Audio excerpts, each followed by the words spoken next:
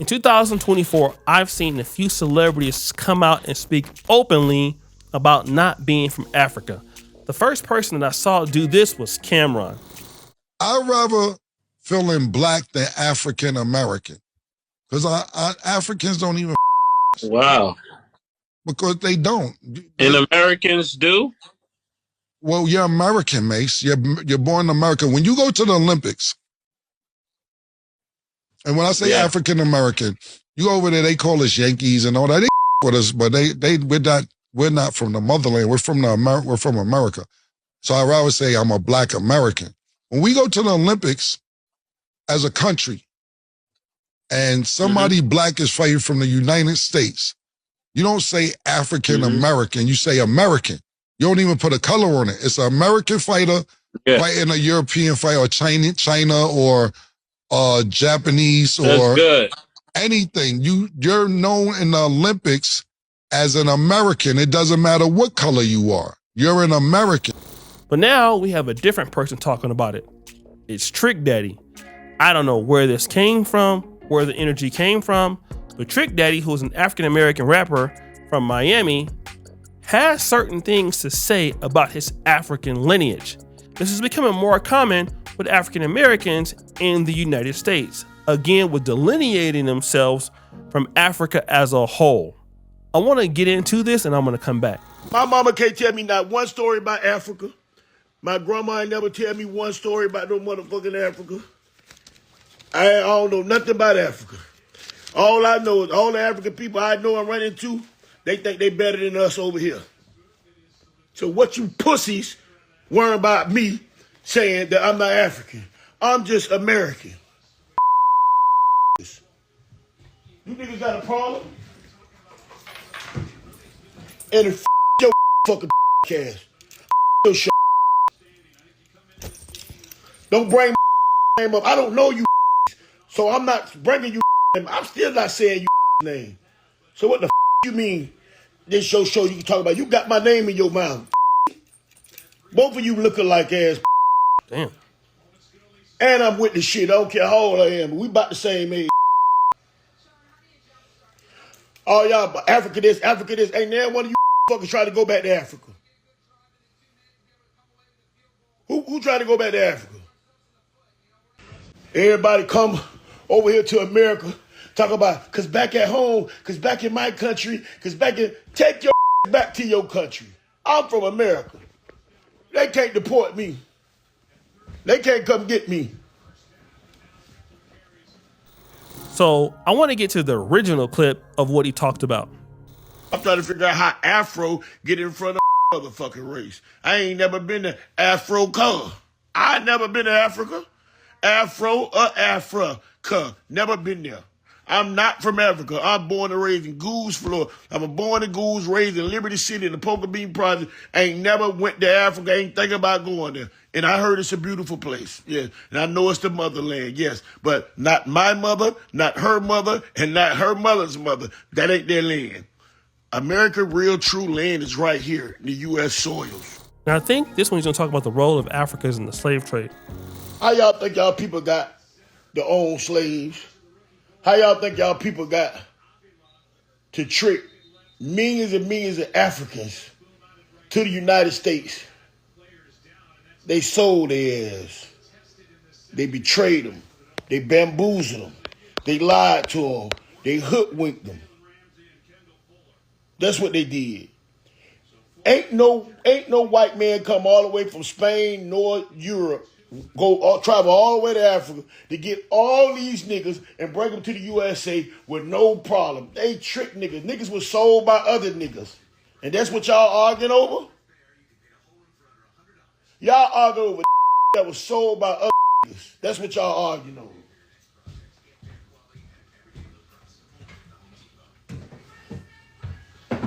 When start selling niggas,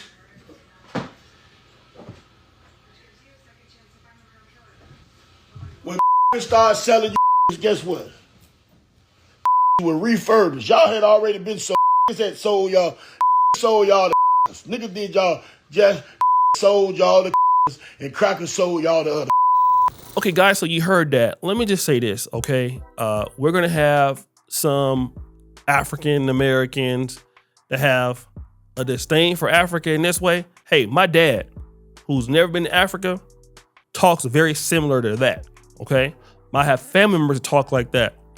And if you feel like that on either side, I really don't have anything to say to you. I mean, I can't change your mind.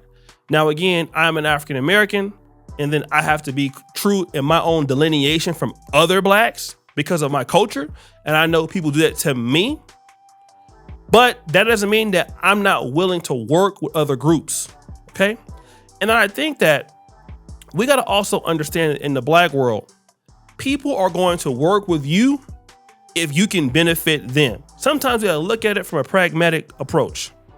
Now, is it true that Africans participate in the slave trade? Yes, okay? But most blacks that even talk like this, you got a white friend whose family participated in the slave trade. You have other groups of people whose friends have participated in the slave trades, okay? And y'all don't have no problem being friends with them. Now, the thing that I gotta talk to is we live in a global world, right?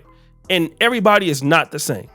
And sometimes we could look at certain people that are Africans that we can come in contact with, that we've had a bad experience, and then we can say that, okay, you see, all of them are like that. Now, I've had some horrible experiences living in Uganda, but I'm gonna be honest. I wouldn't be here if I didn't have more positive experiences. You wanna know why? Because people typically treat you as how you treat them. You got honest people here. You got people who will help you here. You got people who can love you here. And you also got people who can hate you here, just like back home. It's the same thing. It all depends on your attitude and your position. You know, I love Ken Ghana. Ken Ghana has been a brainchild. And if I didn't have people here willing to help me with my vision of this channel and the Pan-African Dating Show and my other stuff, I couldn't be here. But I have good people who have helped me do things. I was able to get my mom a house because, I'm gonna be honest, Africans helped me do that, right? And I know I've helped them. So we can't miss opportunities based off the fact that we're just upset. Now, again, is all that true that Africans participate in the slave trade? Sure. Not every African participated in the slave trade, okay?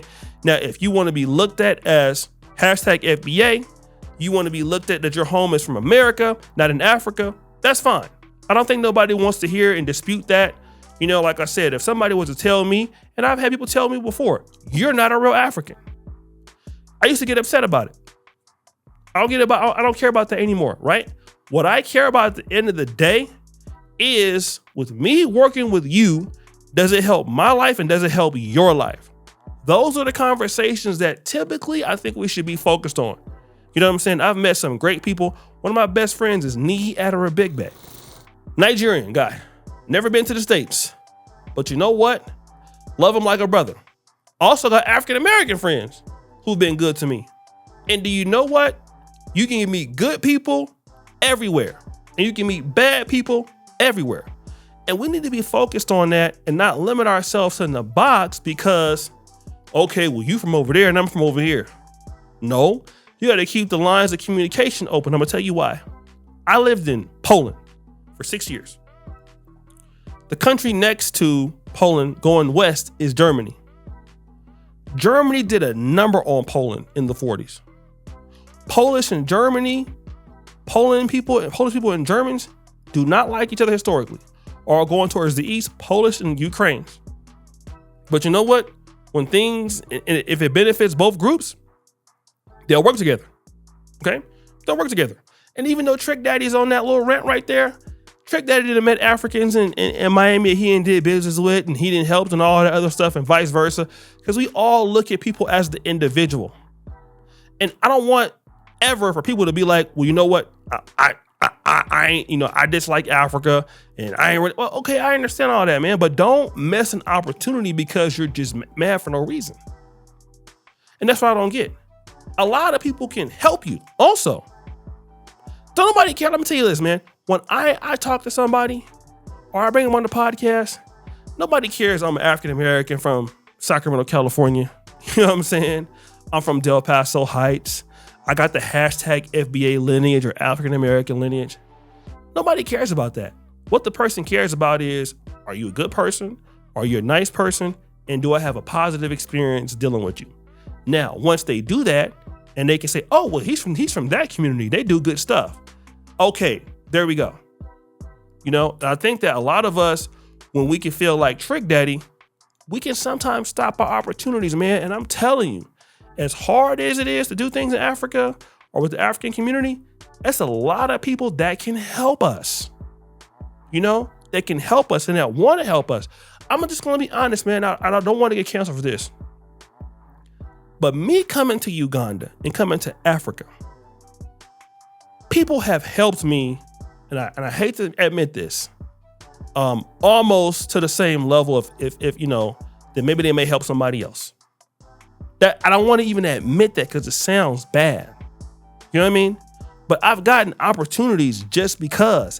I remember I was working with a Nigerian dude before, man. It's a true story. Had a guy by the name of Sylvanus. He was writing for me. I was trying to give me a job as a writer. I had a blog. And Sylvanus was like, nah, you're Nigerian, I'm not gonna write with you. He was like, nah, but the guy who owns it is the African American. Like, oh, he is? Okay. Tell him to call me. I called the guy for 5 minutes, man. He decided to work for me. All because I was a Black American. You see it when you go to Nairobi. See, people don't talk about the love that you get as a Black American. Okay, I know that, you know, yeah, people can scam, but I mean, the door could be open for you in certain cases. There are things that people could slide the door open for you. Look at Chris Brown. I'm just gonna be honest. He's a sensation. He sold out South Africa, I think, in a day. So the way that we're looking at Africa, when people see us on a continent, a lot of Africans don't look at you like that. People, and then those who do, I get it. But it's people who don't. And then people gonna not like you for whatever reason. But if they show you respect, show them. The ones that don't show you that respect, you get rid of them. But whatever you do, do not disregard your opportunities working with other Blacks. It's the best thing I've ever done. The best thing I've ever done is come to Uganda. I know I saw a brother the other day. He was like, man, all you do is complain. I was like, yeah, I know, but I love it here. So I don't really plan on leaving. You know what I'm saying? Because I've been blessed to be in Uganda. So I want you to take that. I wish every Black person could feel that and see how it could work for you. But guys, what do you think? It's your boy, Shooter Jackson, back at it again with another episode of Fair Use. I'm out.